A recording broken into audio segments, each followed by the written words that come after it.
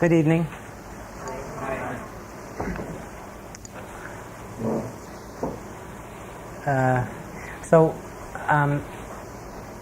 What I'd like to do tonight is just to maybe spend a few minutes just sitting quietly together, maybe about 5 or 10 minutes just sitting quietly meditating together, and then after that maybe I can spend about an hour taking people's questions about the spiritual life in general. Many of you I really don't know, and of course it's my very first time being here in Bangkok, so it's very difficult for me to give a general talk, even though I could do it. What I would prefer to do is really, through hearing some of your questions, I'll be able to respond, I think, in a way that would be much more helpful.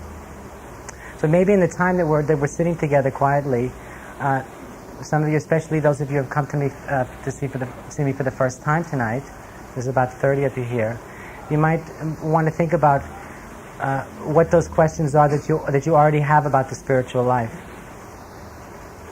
Many people who are interested in spiritual matters are usually preoccupied on a conscious or unconscious level with certain fundamental questions. And the more the individual begins to care about spiritual life and spiritual matters, these fundamental questions begin to become more pressing. And in some rare individuals will actually get to a point where these questions become so important that they find themselves compelled to do something about it, to respond in a very passionate way to the call of the heart.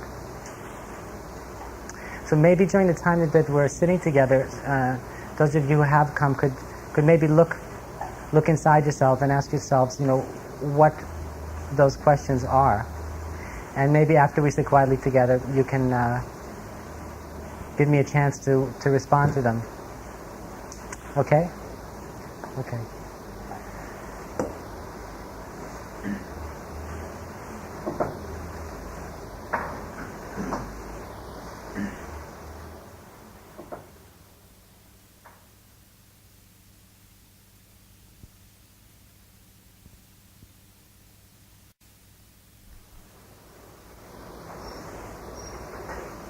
Okay, thank you. That's very nice.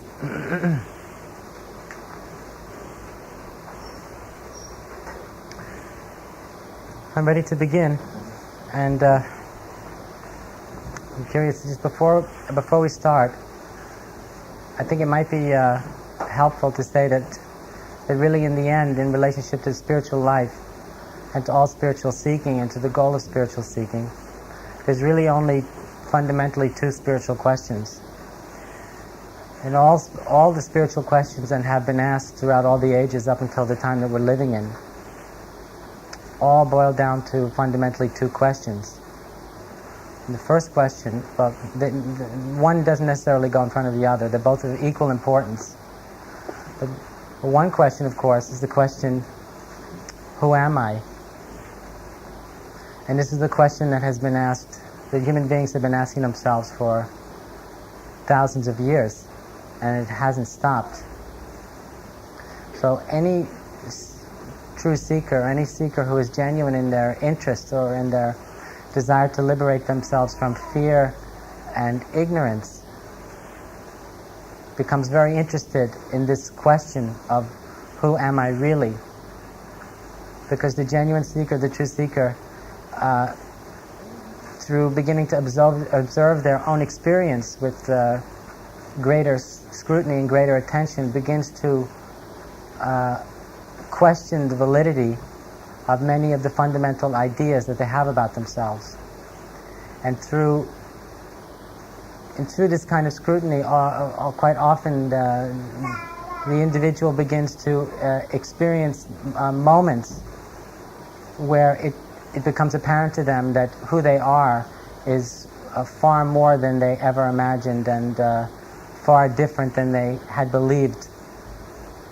And some people don't stop at that, but actually continue until such a time as to when they have no doubt about who they really are. And that discovery, in rare cases, can utterly and finally liberate a person from all false notions of self and personal identity. And the other question that's of equal importance and that human beings have been asking themselves for millennia, the other spiritual question, is very simply the question is, how shall I live? Because those human beings who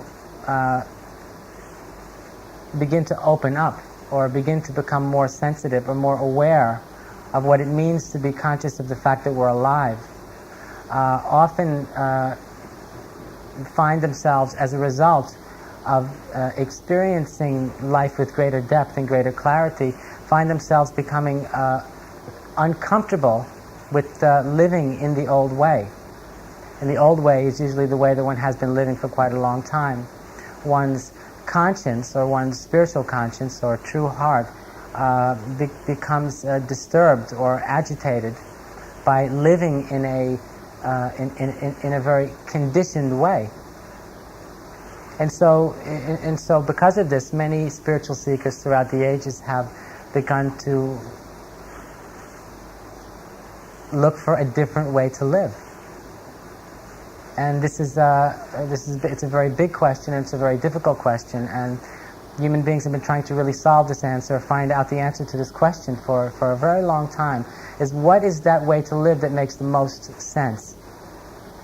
And what I mean by makes the most sense is what way is there to live that is a pure and direct expression of this revelation of the true heart, which means, in other words, at those rare moments when one feels very deeply connected and very deeply in touch with one's deepest sense of self. What way is there to live this rather confusing and difficult and challenging human life? What way is there to live that would be a clear and direct expression of that direct knowing of one's true nature? And so, in the time that we're living in, all over the world, many human beings are striving to do that, are trying to do that, and all people who are on a spiritual path of one kind or another are endeavoring in their own ways, and there are many different ways, to somehow live their life in such a way that makes greater sense. And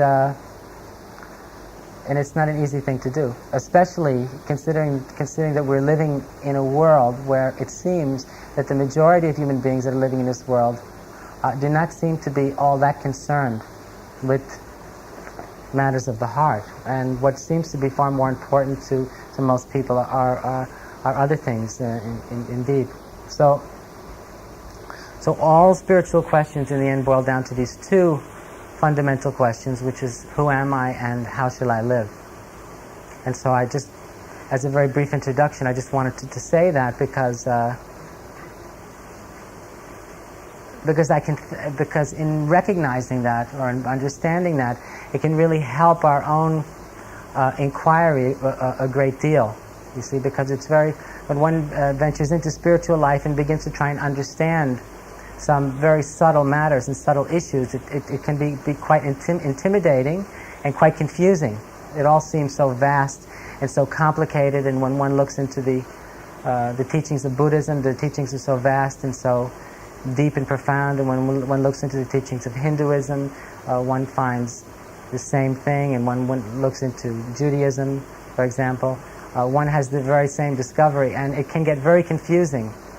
One begins to ask oneself, well, who's right?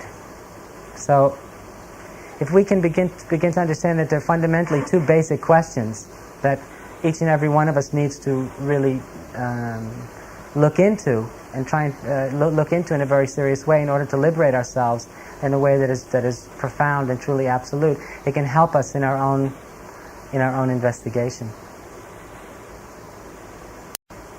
Okay, so I'm ready to begin then. Yes, sir. If you could try and speak up, maybe so everybody can hear you also in the back. What is enlightenment? What is enlightenment? Has that been a question that's been troubling you for a long time? Yes. It has? Oh, okay. Well, it's a very difficult question. It's something I'm still trying to understand. but there's many different ways it can be understood,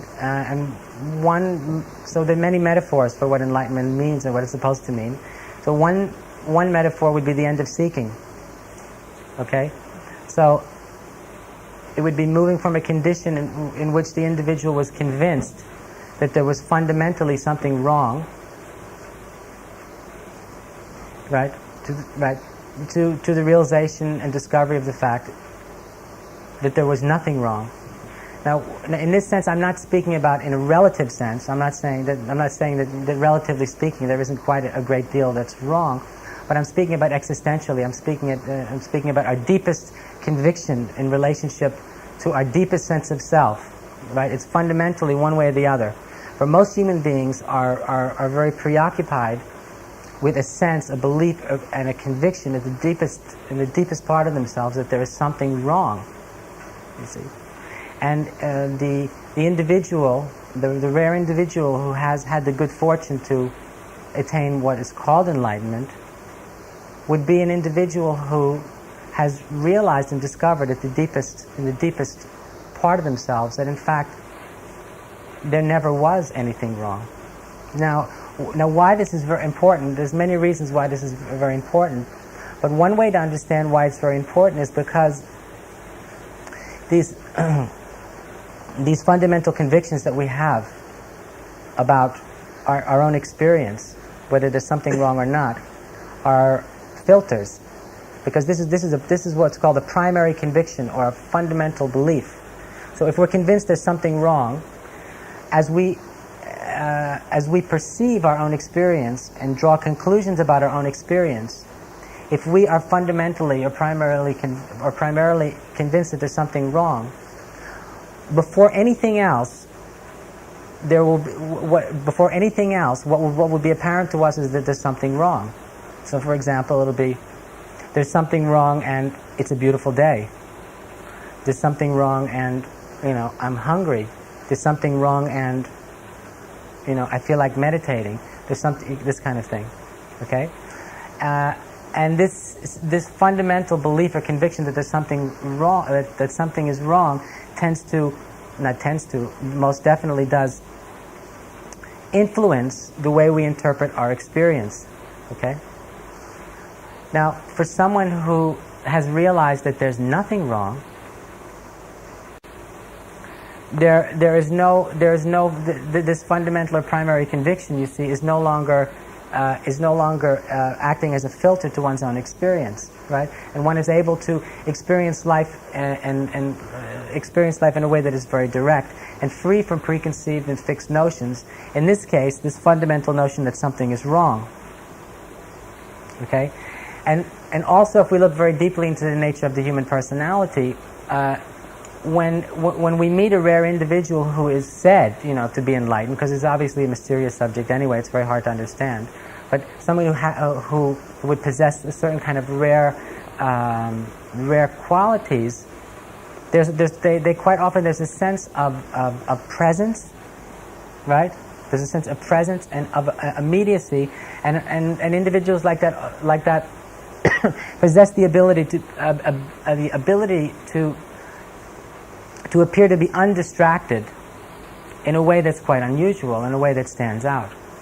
And the reason for this is because this individual is not distracted by any fundamental idea that anything is wrong. You see?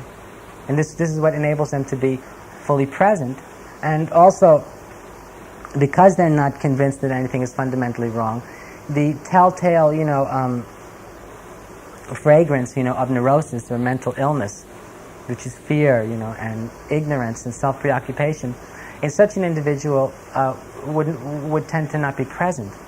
You see, because of the fact that they're not preoccupied with the sense that anything is wrong, and this is what tends to make individuals like this quite attractive to many people, of course, who are convinced, of something the opposite, of something very much is wrong. So that's one way to understand what enlightenment is. It would be that an individual that the individual was no longer convinced that there was anything wrong. Another way to understand what enlightenment would be about would be that when an individual has found a way to liberate themselves from preconceived notions of self, right, or from fixed notions of self, and in this case that there's something wrong, but of course there's others, the individual discovers a certain quality of being. It can be called radiance, a certain kind of radiance, or transcendent and transparent essence,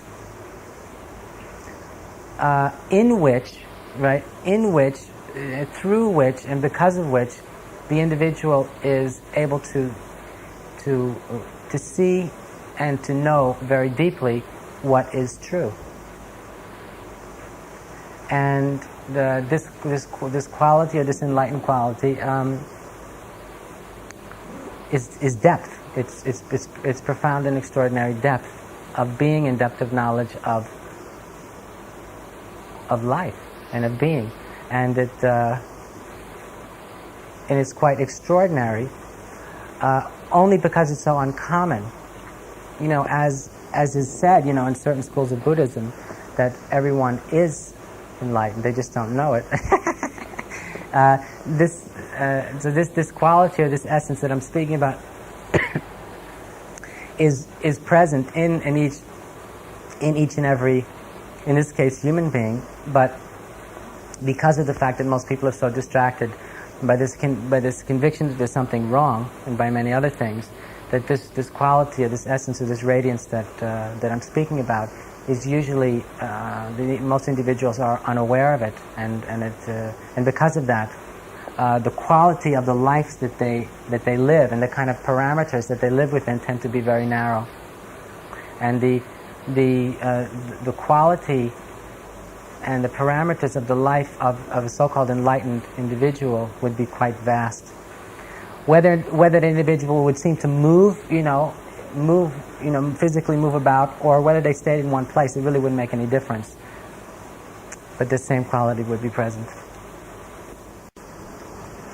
I have another question that leads on from that. And just want to ask the question. Is another question from that leads on from that? Okay. Yeah. And I'll sort of lead in with a little bit of a story which may help to understand. Can everybody hear him? You can look at me and shout. Because it's weird if you look at them because you're not actually speaking to them. Okay. A follow-on question. You said that you arrive at a point where you no longer ask the question of yourself. Right? In other words, your ego, if you like, is filled. So he said that one arrives at a point where one's no longer asking oneself this question. He said if one was to be successful in this endeavor of seeking one's own liberation, then it's possible, yes, to get to the point where one would no longer have to ask oneself who one was, because one would have found the answer. Right. At that point, yeah. If you like, you've now, each of us is following all their lives, and many dharmas, if you like, following that still small voice which is crying out, right, and saying, I want fulfillment, I want happiness. And we've followed and we've used our ego and our identity of self to get all of that distance along that path. Right. And then there is a point where the only way to go further is to rid yourself of self. Right, that's the idea. Okay, so at that point, you're standing at a huge precipice. That's right, and you jump off. That's the idea. How do you jump? Huh? The question. Well, if you were I know, but if you were standing here and I said jump, and then you said to me, well, how do I do it? Or someone asks you, how do you do it? You just say, just do it. If you're standing at a precipice, if one is literally standing at a precipice, the question, how do I jump, does not arise in the mind, of course. But if one is not standing at the precipice, if you're standing 1,000 miles away from the precipice, right? There's no, and because 1,000 miles away there is no precipice. There's just flat land in all the four directions. So from that kind of place, one could say, well, how can I jump? Because there is no way to jump. You say, well, first you have to go to the precipice. See, first you have to go to the precipice, right? And how does one, get to the precipice? Is by becoming very, very serious about spiritual life, and becoming very, very serious, for example, about the two questions that I brought up today, which was, the question of who am I, and the second question of how shall I live. And as one begins to ask oneself those questions in a very sincere way, and a sincere way means that one begins to feel, or that one's life actually depends upon the answer.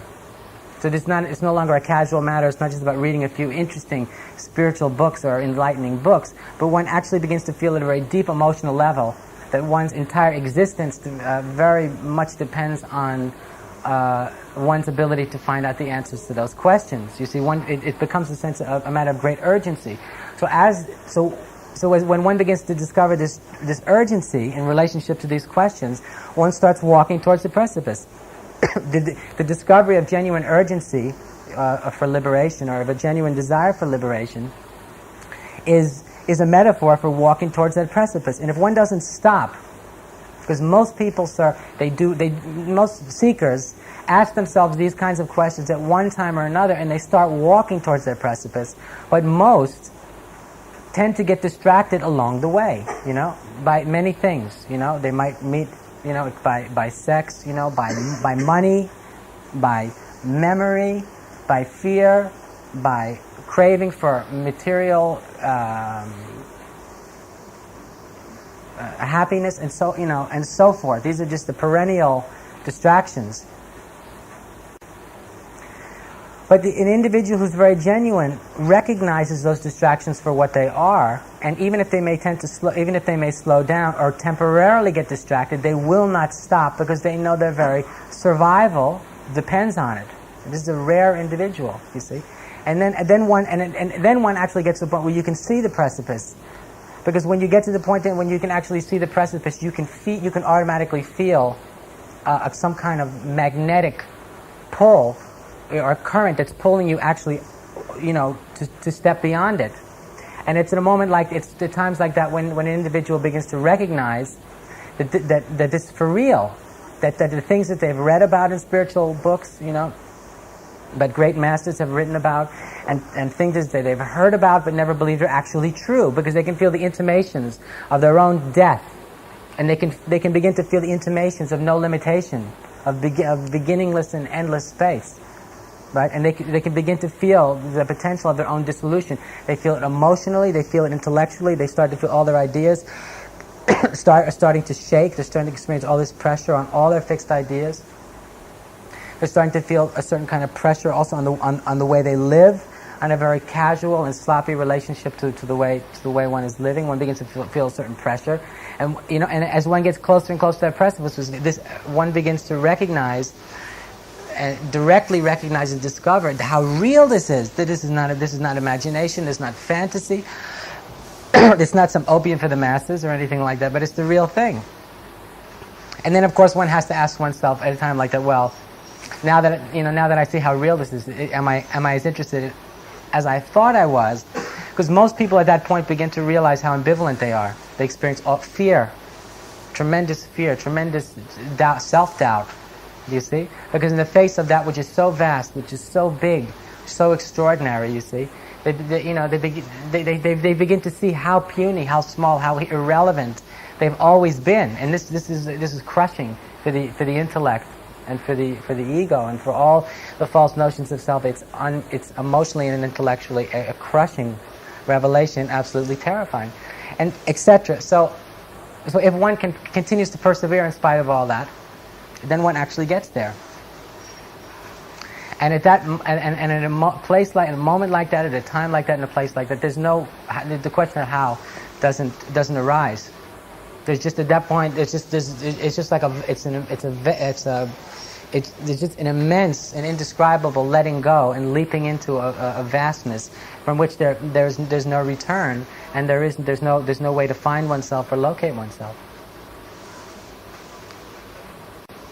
Isn't that when you find the wholeness of isn't that when one finds the wholeness? Who am I? Yes, that's when you find the answer. That's when you find it in a way that's final. But along the way there, you can get glimpses of it. Because as you get closer and closer to that precipice, as I said before, you begin to feel what's on the other side of that precipice. I said it's a magnetic current. It's pulling one. So as one's moving towards that precipice, and as one is allowing more and more of all of one's attention to be preoccupied with that precipice, you see, then one will get glimpses of the answer to this question, you see. But the glimpses of the answer to the question are in no way a final answer, but they are direct revelations and direct momentary glimpses or insights that are kind of moments of spiritual affirmation or spiritual confirmation. It's like, yes, this is really true. You see, because one then has a sense of conviction.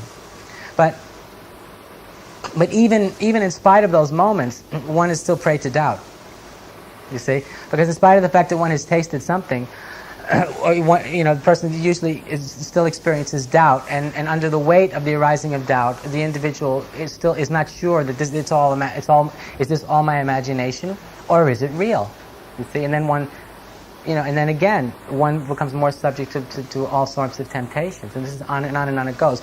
But in the way we're speaking about it today, that leaping off this cliff means this is a point of no return, and it's a point where doubt has been conquered forever. Some people mistake those glimpses along the way for that final leap, and they're not the same thing, because that final leap, very few people get to that precipice, actually. You see? Scary. Yes, it is. It is very scary. And the reason it's very scary is because that, as one approaches that precipice, it becomes painfully obvious that one has nothing to gain from this and everything to lose. You see, because a lot of people hear this word enlightenment, and they say it's great. It just sounds like a great thing to have. I'll feel good they think I'll feel good all the time, and I will be happy all the time, and everybody will love me, and it's like be Christmas morning all the time. But as one approaches that precipice, one realizes that one has nothing to gain and everything to lose, and nothing to gain and everything to lose. And the closer one gets to that precipice, and indeed if one dares to fall off it, one will absolutely lose everything. And everything that one thought one was, and everything that one thought one had, will all have to be left there, because you can't take anything with you over that precipice. And that's when the individual begins to recognize, realize, and discover, over and over again, how shockingly real it is. How shockingly real, and that it's not a game, and it's not about feeling necessarily just about being happy or feeling good. It's about ego death, which is not a game. Yes. Good. Hello. Hi. I had two questions actually. First one was, do you speak up so everybody can hear you? Do you stress a formal meditation practice within your teaching? And if so, could you define meditation? Well, I believe that the formal practice of meditation is very helpful for an individual who is convinced that they want to be free. So what that means is that many people meditate these days. Many people. It's very common, in the West, for example. For someone to, all kinds of people meditate these days. People meditate who have not the slightest interest in spiritual matters. People who are fundamentally only interested in sex and money and power. You see, may meditate every day. So it's not like 20 or 30 years ago when meditation was this kind of bizarre Eastern, thing that some strange or odd people did, but it's a very common thing. So I think that the fact that someone meditates in and of itself does not necessarily mean that the individual has any genuine spiritual interest, or let alone any desire for liberation. Okay? But that being said, if an individual has already just discovered a genuine desire for liberation in this life, then the formal practice of meditation, which really is a metaphor for paying attention in a way that one does not ordinarily do, can be very helpful, very, very, very helpful indeed. And so I encourage my students to meditate every day because they have claimed, at least they've claimed that they're more interested in liberation than anything else. Whether it's true or not is another story, but that's how I see it. So in a sense, I think that meditation can be a very powerful experience for someone who has a genuine interest in discovering real depth. And if someone has already discovered that interest, its practice can be helpful. But if one isn't very serious about it, one can meditate a great deal, and it not necessarily have any profound effect or influence on them. Do you have the time, and would it be appropriate for you to just describe then your meditation? Because there's obviously various different types, some that would be concentrated and some that are not. Yeah, it's very simple. The meditation practice that I prescribe is very simple, and it's really the practice of a paradox, which is to relax as much as possible. You see, to relax as much as possible, while while at the same time paying the greatest attention that one is capable of. And the reason why it's a paradox is because usually when an individual pays great attention, they become tense. There's a certain amount of tension and anxiety when one's paying a great deal of attention, right? And at the same time, when one is told to relax as much as possible, it usually means that one actually is heading towards sleep. Okay? So the instructions to relax as much as possible, while at the same time to pay attention as much as one is humanly capable of, is, when understood, is actually a paradox. And it's something that one really has to look into, learn about, and try and understand through practice. But even more than that, those instructions really are ultimately a metaphor for the enlightened condition itself. Because if an individual was no longer convinced there was something wrong in the deepest sense of the word in relationship to oneself, you see, then one would deeply be free from anxiety. You see, because there's something wrong, there's something wrong, there's something wrong. You see, this one would have been liberated from this kind of fundamental conviction. And so when there's a sense there's nothing wrong, one is very deeply at peace. Okay? Number one. And number two, because because each of us, each and every human being only has a certain amount of attention. You see, we don't all have an unlimited amount of attention, you see. So when a significant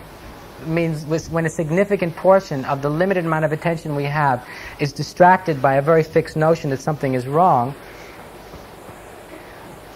this is what it means to be unconscious. This is why people keep falling all over themselves, keep making the same mistakes, and keep feeling that out of control in a very negative way, and keep feeling out of place, and that they feel so far away from the center of existence. And the reason for all this is because they're so distracted by the sense that something is wrong. Now, on the other hand, when an individual is no longer distracted by this sense or this idea or belief that something is wrong, then their attention itself becomes liberated.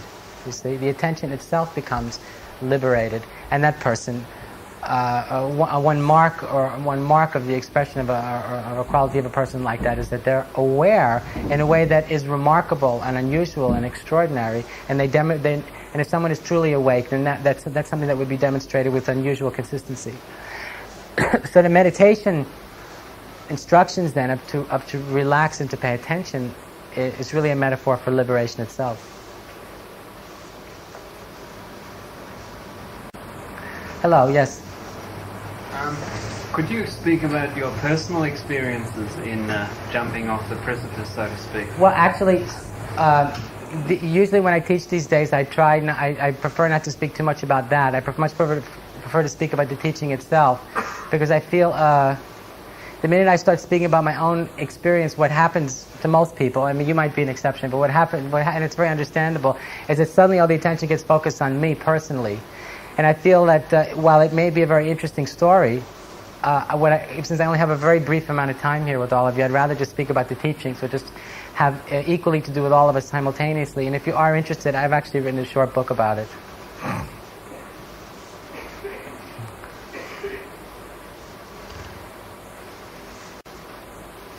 You want to keep going? Okay.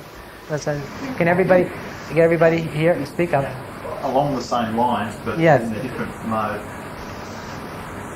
I would feel that devotion and the heart, Devotion in the heart, yeah. once at that precipice, right, Devotion in the heart at that precipice, are yeah. the tools that you enable you to let go of the ego and which you use to step forward. Is that It correct? doesn't work that way. It doesn't work that way. And let's use a mundane example. For example, let's say you fall in love. Let's say you fall in love with someone, right? Let's say you fall deeply in love, right? So is that experience of falling in love, do you then use it as a vehicle to do something, or do you find that you're at its mercy? Usually what happens is when a human being falls in love with another, they find themselves at the mercy of this feeling. They find themselves at the mercy of this kind of love and devotion to this other. They find themselves helplessly lost, you see, in this attraction to the other. And they find that their mind even, and all of its warnings, just cannot stop the intensity of the explosion of the heart, which is just calling one to reach, to just embrace the other and just forget about everything. Forget about work, friends, family, money, whatever. I mean, if it's really like a Romeo and Juliet, kind of, the real thing. You don't the real. in that way. No, wait. I'm using romance here as a metaphor. All right. So then you don't care about anything else. You don't care about anything else. In the same way, when one's heart begins to explode with the love of truth, you see, in the same way that at times like that, one just feels pulled, compelled, choicelessly compelled to respond. Choicelessly compelled to respond in what way to let go of any obstruction, you see, because one's heart's bursting. So at that moment, one emotionally is so convinced, one feels, I have no choice, I have no choice, I have no choice. And so there may be very clear and reasonable objections from one's own mind or from the mind of the other, from a friend, family, or whoever it is. Say, but this is crazy, but this, and the person, I know, but I have no choice. You see what I'm saying? So in a sense that when the heart explodes in that way, it's not a matter of that one uses it, because it's a wrong way to understand it. One actually is beginning to realize and discover having no choice, or choicelessness. It's submission, surrender. It's being swept away, and it's the greatest thrill, and it's also very terrifying. But it's not something one cannot use in that sense, in devotion in that sense. One becomes its victim.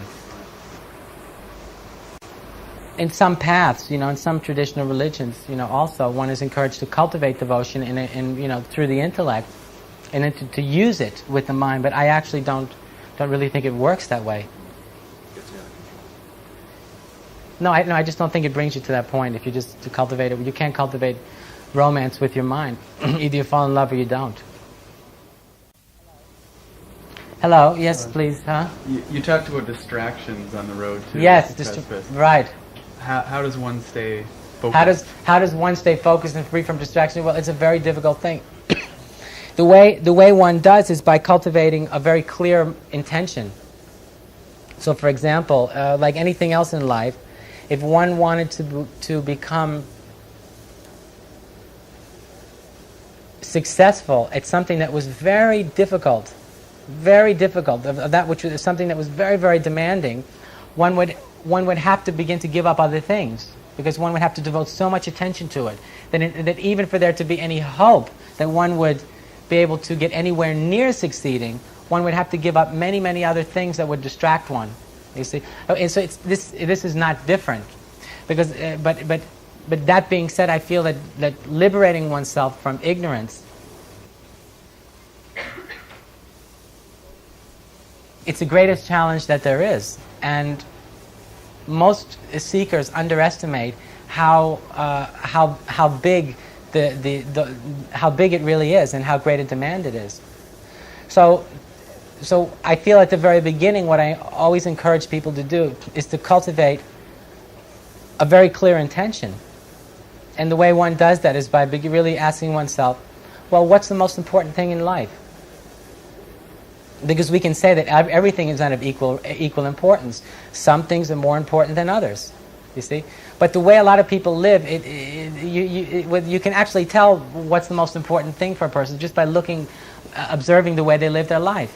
You see, and most people are very fickle. So now this is important, now that's important, you know. Sometimes sometimes the romantic part of one's life is more important than another time, you know, one's career and ambition and all the rest of it. And it's just back, but so as one cultivates this very clear intention for spiritual salvation, for liberation from ignorance, then one begins to look very deeply into these questions that I brought up at the beginning of the evening tonight, which was, who am I and how shall I live? What is that way to live that makes the most sense?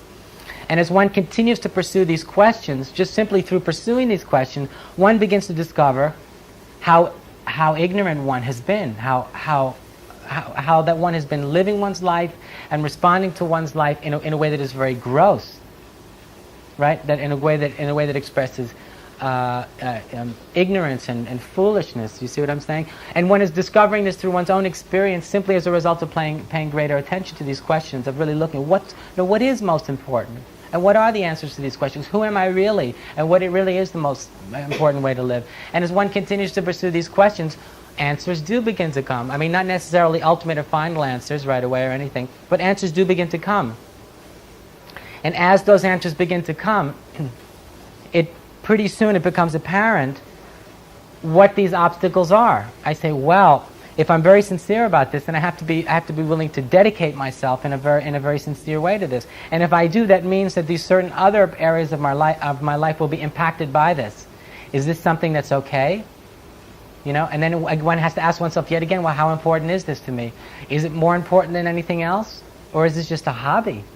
Because of course, you know, genuine seeking, if it's just a hobby, you know, will not bring us to liberation. It might make our life a little bit more interesting, but it won't bring us to liberation in any shape or form. So as one begins to look very deeply into these questions and really asking oneself this question of what's more important than anything else, what these distractions are and how they and what the impact that these distractions have on the way we live and on our life and on our spiritual desires, begin to reveal themselves by themselves. And when they begin to reveal themselves, that's when we begin to see how attached we are to a way of life that is an expression of ignorance and not liberation. Because ultimately and finally, you know, using the metaphor that we used earlier, you know, in the evening, which is that cliff, finally we have to realize that, you know, as a great teacher, you know, who I was just spent some time with in India said, he said, when you come into this world, you didn't own anything, and you didn't bring anything with you. And when you leave this world, right, you can't own it. Right, when you leave, you have to leave everything behind, and you can't take anything with you. So he was saying how odd it was, how strange, how bizarre, how crazy, that in this brief interim period, how people, you know, got these grandiose ideas of what they owned.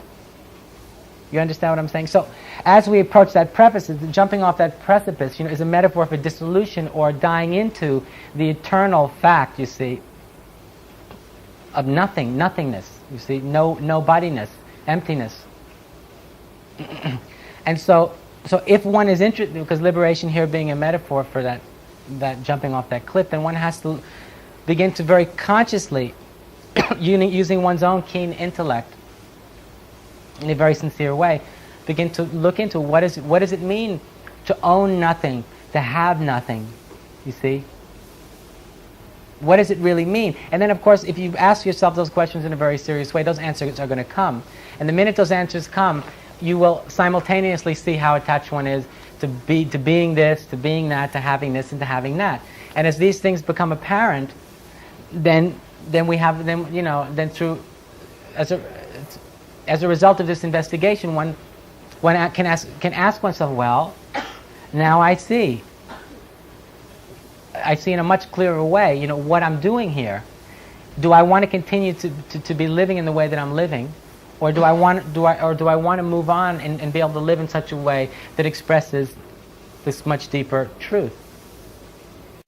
So one finds out these distractions are and what these obstacles are simply through cultivating a very deep and sincere intention to liberate oneself, and through pursuing these questions in a genuine way, what those obstacles and distractions are, reveal themselves, and then one has quite a lot on one's what one has to deal with, face, and let go of, then becomes very apparent.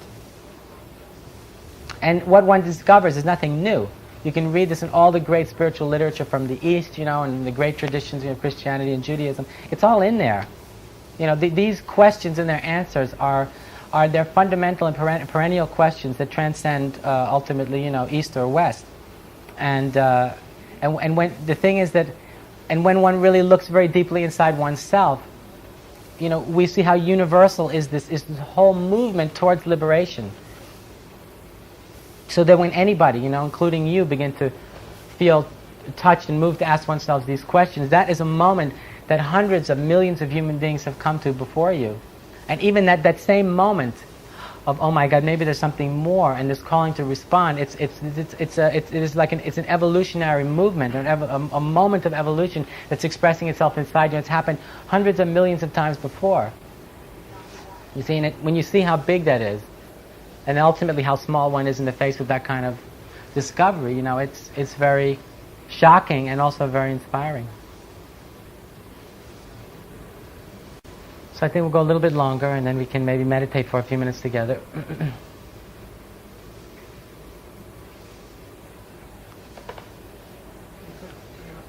Yes, sir, sure. If I know who I am, is it a tool to get free from the three roots of suffering, greed, hatred, and delusion? Or is it a different approach? I'm sorry, I didn't...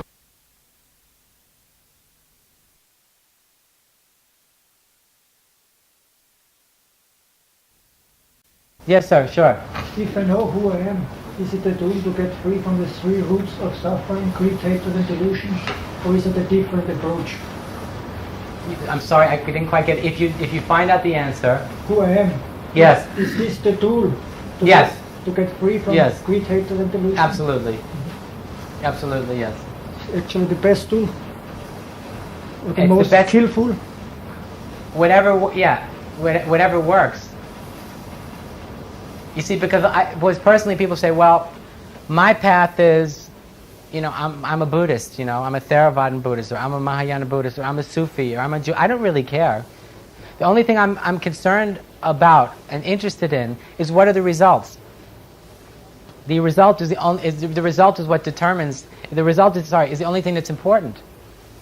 So the question is, the question then I feel is to become very concerned with liberation itself, and much less so with this path or that path, because what we want to be concerned with, which is becoming successful in liberating ourselves in this life, which is quite a big thing. It's not a small thing. And what's a big thing? Why? Because obviously very few people actually do succeed. so that would prove that it's a very big thing.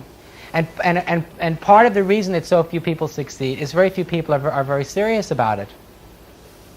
Very few people are very serious about it, because I do believe that those who are deadly serious about this do actually succeed. So, yes, sir. The main thing is to become very preoccupied with liberation itself, and to cultivate and realize and discover that urgency within oneself that would release this passion and this great energy to do anything that it would take to succeed. For example, if my approach is to cut off the roots of greed, hatred, and delusion, yes. Is it also possible to understand myself, who I am? Finally. No, of course, sir. But if you cut off, if you would, yes. But if you would come to the end of if you would come to the end of greed, hatred, and delusion within yourself, what would be left? Something good.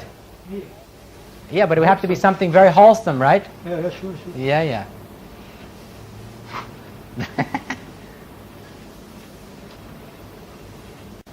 Yes, sir. Hello.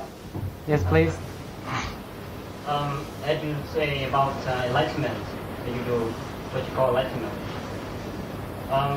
Are you satisfied of what you have like? I don't quite understand. Are you satisfied? Am I satisfied? Yeah. Of what you enlightened and you... No, I'm not satisfied. No, I'm not satisfied. I'm only beginning. Okay.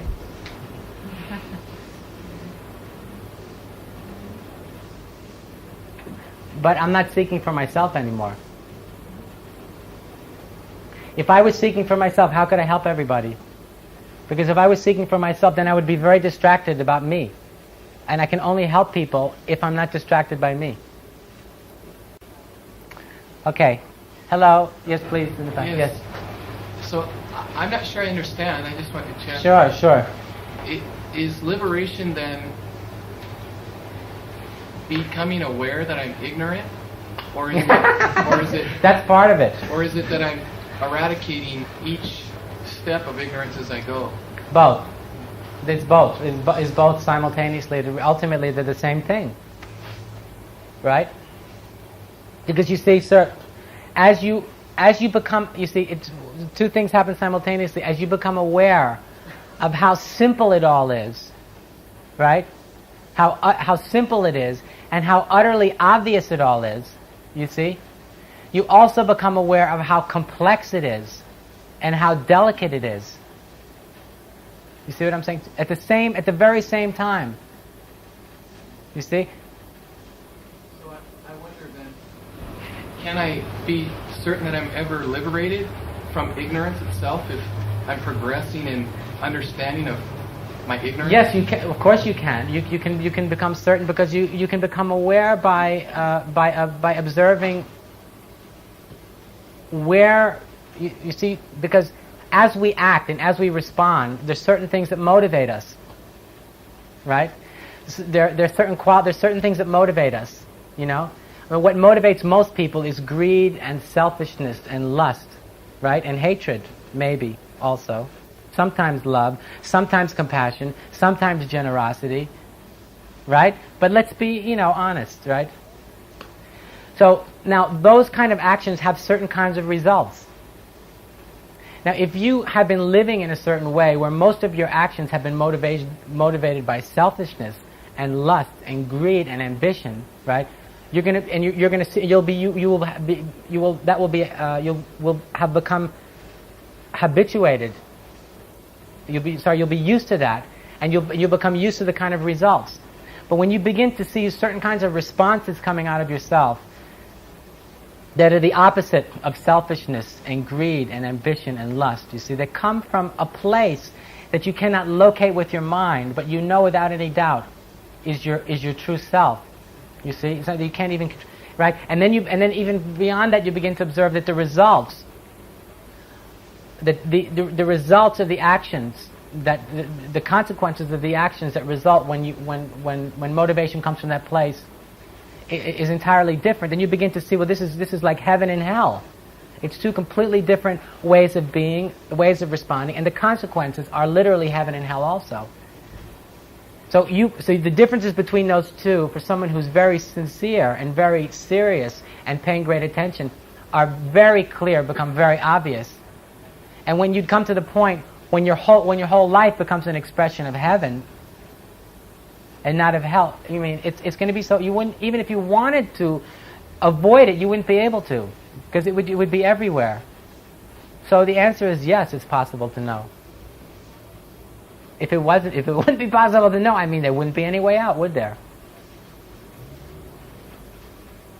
But on the other hand, but that being said, on the other hand, the movement of evolution, or the movement,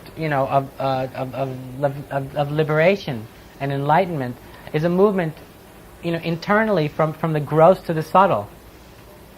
It's a movement from experiencing life and interpreting our own experience in a way that is very gross and unrefined, to a way that becomes gradually more subtle and more refined and more subtle and more refined, until such a point that the individual becomes permanently established in great subtlety of experience and interpretation of experience. Yes, so there's a great difference between the two. Yes, you would know the difference. You just maybe take more. You would know the difference. It's very obvious. It's very, very obvious. Okay, I'm sorry. Who was that? Yes. Hi. Okay. Hi. I just wanted to ask, so enlightenment, according to you, is understanding the truth, or is it some kind of an experience that? Both. Same thing. You can't understand something that you don't know from your own experience, right? We can't truly understand something that we don't know from our own experience. So, for example, we could become a great scholar. We could study, a great deal of what the great masters have said about their own experience. But all we would know was about their experience. And ultimately, you see, there's only one of us. Ultimately, there's only one. And so if we penetrate very deeply into our own experience, you see, we're going to discover that one experience that all the great realizers throughout history have discovered also, and then we'll recognize ourselves in them. You see, and then it's a shocking moment.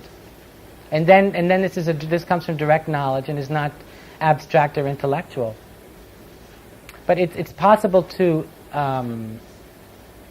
gather a tremendous amount of information about this subject and to become quite knowledgeable about it, but it doesn't in the end mean we're going to know anything. Because we can know a lot intellectually about this, but and still remain as ignorant and as caught as ever. You see what I'm saying? All right. Hello. Yes, please. Hi. At the beginning of your talk, you said something about,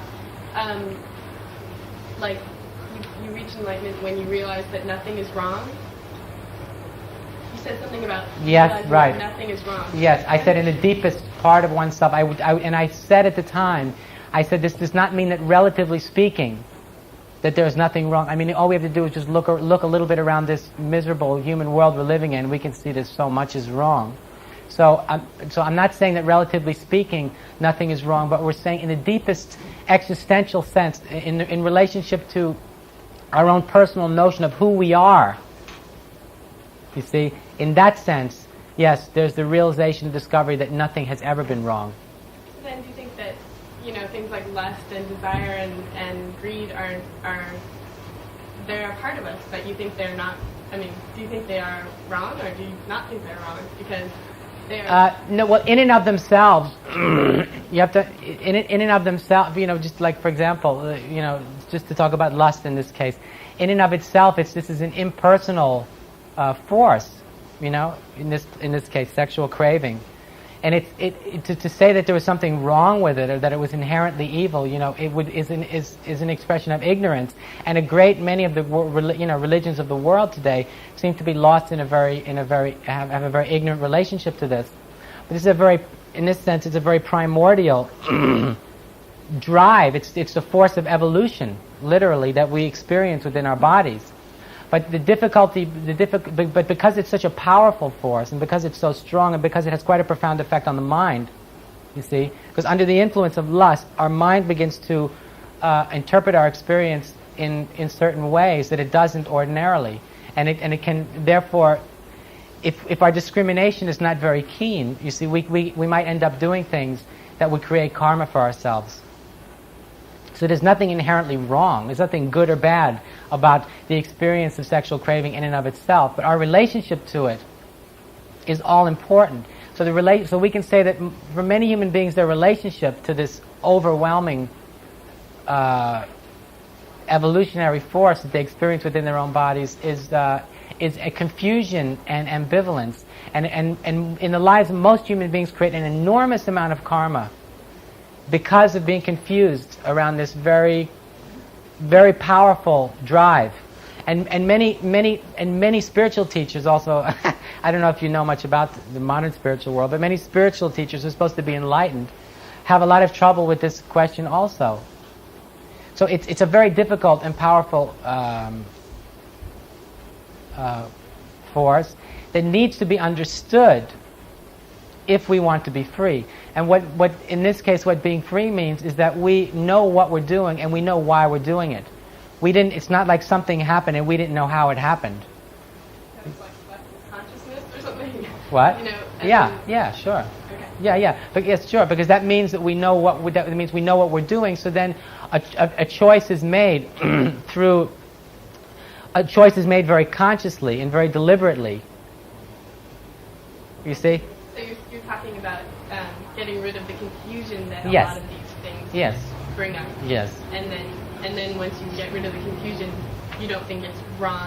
You would say that would No. be realizing that it's not wrong. Well, it's not right or wrong. It just is. Well, right, but you were saying that. But our relationship to it could be right or wrong because of the consequences. Because for some person, well, I experience lust. I might, what's wrong with raping, somebody? Because they just feel this overwhelming desire to do that, to have that person right now. And also, if you take lust a little further, lust it's also part of violence. When people speak about what happens to them in the midst of war, a certain kind of bloodlust takes over that is not different ultimately from sexual lust, you see. It's just a lust for destruction, And so because we are all evolving as a race, many of these are we consider this part of our lower parts of ourselves, and because part of evolution is coming to a very clear understanding of what these things are, so that we will always be in control of ourselves and always be able to express free choice. Because the consequences of allowing ourselves to become unconscious are horrendous. Look at the world. It's an expression of unconsciousness and ignorance.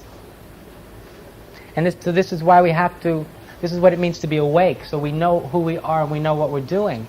And this part of ourselves also is something that we are aware of and that we are in control of. It does not control us, vice versa. And it's a tall order. But of course, if we want to be free, and if we want the consequences of our own actions to express liberation, then it's essential that we find a way to come to terms with it. Okay, the last thing. Yes, sir? I just wonder, is it possible to become totally independent of ignorance? Is it possible to be totally liberated? Or yeah, totally that's the whole point. Ignorance? What about the Buddha?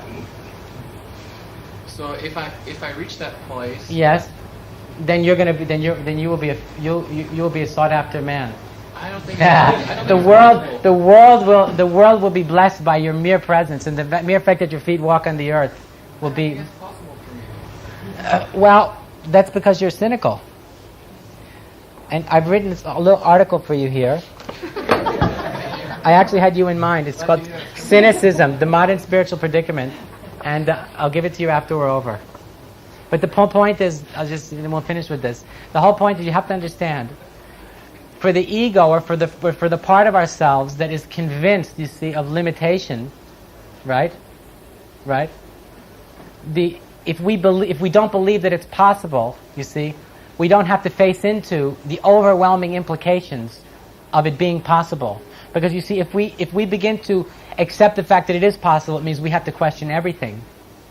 But if we just sweep it away and say it's not possible, there's a lot we don't have to face and a lot we don't have to question. And as a result of that, in a sense, the ego's let off the hook. You see? And this is why cynicism, you see, protects us. It protects us. It's like a shield that protects us against the spiritual dimension of life. You see? Of course, it doesn't feel good. I mean, what cynicism does, on one hand, it makes us feel bad, but it also makes us feel kind of arrogantly superior in a certain way in all those who would be so foolish as to believe something was possible. And so we have to see how cynicism is is a protector for the ego, and one of the added benefits is it helps you to feel even superior to other people. But when one removes that mask of cynicism and that wall of protection, there's suddenly great vulnerability, because maybe even we, whoever we are, have to face into this greatest of greatest possibilities and all the overwhelming implications of doing so. So maybe if we could just sit quietly together for about 5 minutes, it would be really great. It would be great.